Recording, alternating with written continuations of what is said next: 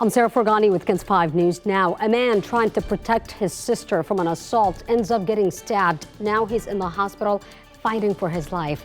According to police, the victim and his sister are homeless and live in a tent underneath a bridge on Austin Street near I-35 around 10:30 last night. A man who usually brings them food returned for a visit. This time, police say the man tried assaulting the sister, and when her brother intervened, he got stabbed. The attacker drove off in a white car, according to police. On the roads, at least 2 pedestrian accidents, one turning deadly, plus a car slamming into a store, all in a matter of hours. Police say around 7 Wednesday night, a man was crossing Huebner on the northwest side when the driver of a pickup truck hit him. Sadly, the man died on scene. Police say he was not in a designated crosswalk. They say the driver stayed and did not show any signs of being drunk. That person will not face charges. Another man is in critical condition. Police say he was crossing the street using a crosswalk on the west side at the intersection of South General McMullen and West Commerce when a pickup truck driver was turning and hit him. Police say the driver did stop and also is not expected to face charges. Meanwhile, a driver crashed into a store overnight, then ran off, leaving the truck behind. Check out the scene at Pronto Insurance at a shopping center on the 410 Access Road near Fredericksburg. When officers got there around 1 a.m., this is what they found: a crashed pickup truck and no driver. From the looks of it, the front of that store had a lot of damage. Police are now looking for that person responsible.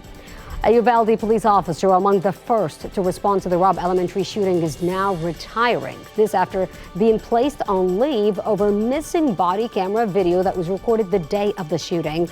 That video was just discovered last month during a department audit, and that's when we learned an unidentified staff member was put on paid leave over unreleased footage. The Uvalde leader reported neither the city or the DA said when the footage will be made public. The police chief told the paper he does not believe the files were held intentionally, but he does intend to comply with the court order that mandates video be released from the shooting.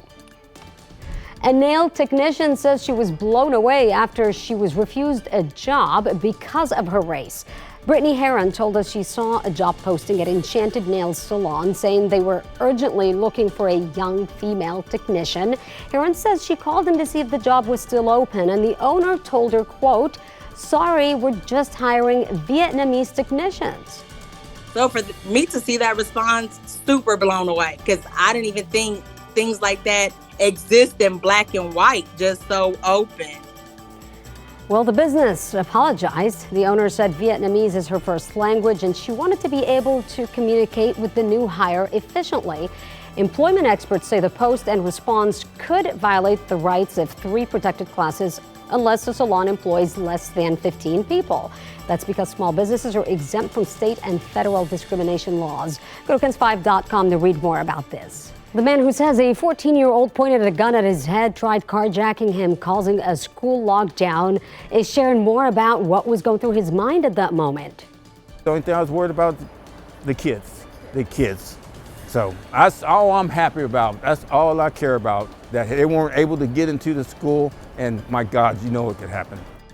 Well, this happened at the Parker apartment homes across the street from East Terrell Hills Elementary around 8:15 Wednesday. Timothy Van Lindert was walking his dogs when he says a 14-year-old boy pointed a gun at his head. A scuffle began, then the kid ran off. Moments later, he says he saw his car in reverse and the kid behind the wheel. Van Lindert jumped in that car, threw it in park, and the boy ran off toward the school. NEISD and San Antonio police searched on the ground and in the air. The boy was eventually arrested and his weapon was found outside the school fence. He's now facing charges. Well, you could have the chance to help protect peacocks that are free roaming among us in San Antonio. A councilwoman wants San Antonio to be a bird sanctuary city.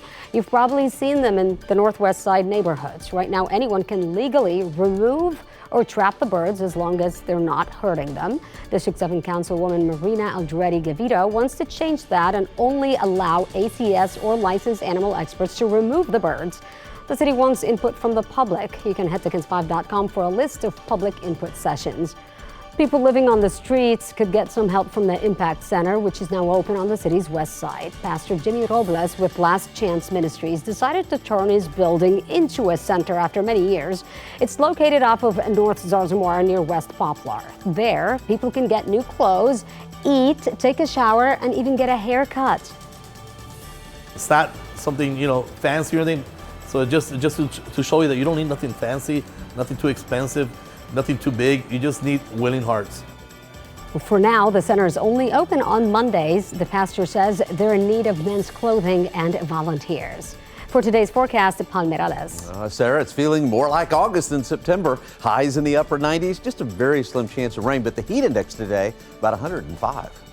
And that's KINS 5 News Now. I'm Sarah Fergani.